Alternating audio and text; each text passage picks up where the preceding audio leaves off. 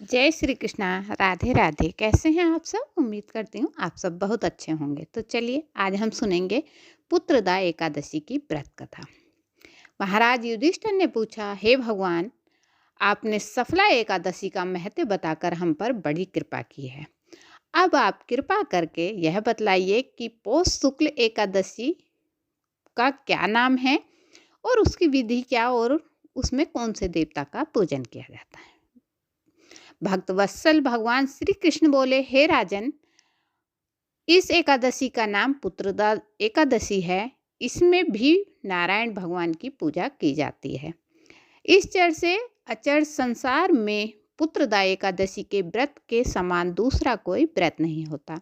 इससे पुण्य से मनुष्य तपस्वी, विद्वान और लक्ष्मीवान होता है। इसकी मैं एक कथा कहता हूँ जो तुम आप ध्यानपूर्वक सुनो। भद्रावती नामक नगरी में सुकेतुमान नाम का एक राजा राज्य करता था। उसके कोई पुत्र नहीं था और उसकी स्त्री का नाम सेवैया था। वह निपुत्री होने के कारण सदैव चिंतित रहा करती थी। राजा के पितृ भी रो रो कर पिंड लिया करते थे और सोचा करते थे कि इसके बाद हमको कौन पिंड देगा। राजा को भाई बांधवन, धन, हाथी, घोड़े, राज्य और मंत्री, इन सब में से किसी से भी संतोष नहीं होता था।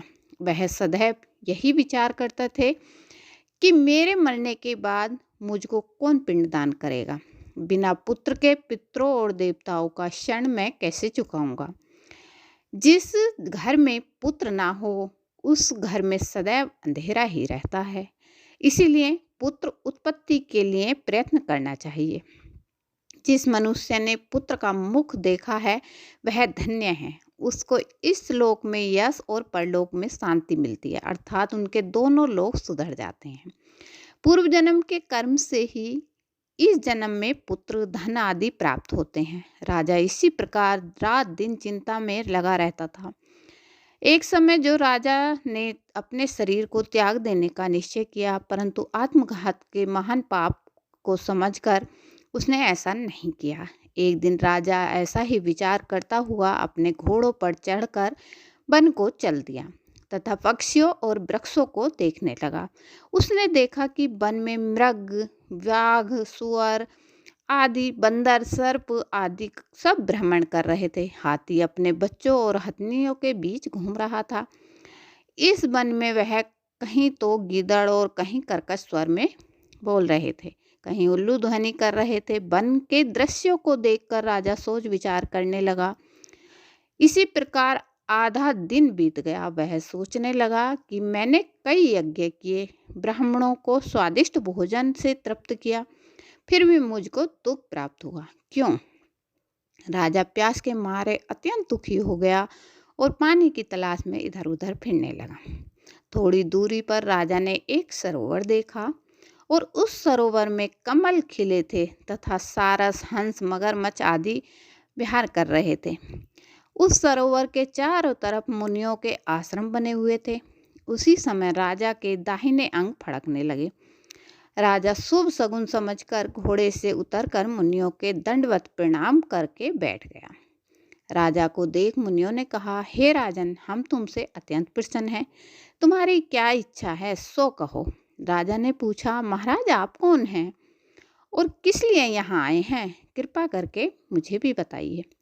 मुनि कहने लगे कि हे राजन, आज संतान देने वाली पुत्रदा एकादशी है और हम लोग विश्वदेव हैं और इस सरोवर में स्नान करने के लिए आए हैं। यह सुनकर राजा कहने लगे कि महाराज, मेरे भी कोई संतान नहीं है। यदि आप मुझ पर प्रसन्न हैं तो एक पुत्र का वरदान दीजिए। मुनि बोले, हे राजन, आज पुत्रदा एकादशी है। आप अवश्य ही इसका व्रत करें और भगवान की कृपा से अवश्य ही आपके घर में पुत्र होगा। मुनि के वचनों को सुनकर राजा ने उसी दिन एकादशी का व्रत किया और द्वादशी को उसका पारण किया। इसके पश्चात मुनियों को प्रणाम करके महल में वापस आ गए। कुछ समय बीतने के बाद रानी ने गर्भ धारण किया और 9 महीने पश्चात उनके एक पुत्र हुआ। वह राजकुमार अत्यंत शूरवीर, यशस्वी और प्रजापालक हुआ। श्री कृष्ण बोले, हे राजन, पुत्र की प्राप्ति के लिए पुत्रदा एकादशी का व्रत करना चाहिए। जो मनुष्य इस महात्म्य को पढ़ता या सुनता है उसे अंत में स्वर्ग की प्राप्ति होती है। तो कैसी लगी आपको एक पुत्रदा एकादशी की कहानी कमेंट में बताइएगा, और वीडियो पसंद आई हो तो एक लाइक ज़रूर कीजिएगा। मिलती हूँ एक और ऐसी वीडियो के साथ। जय श्री कृष्णा, राधे राधे।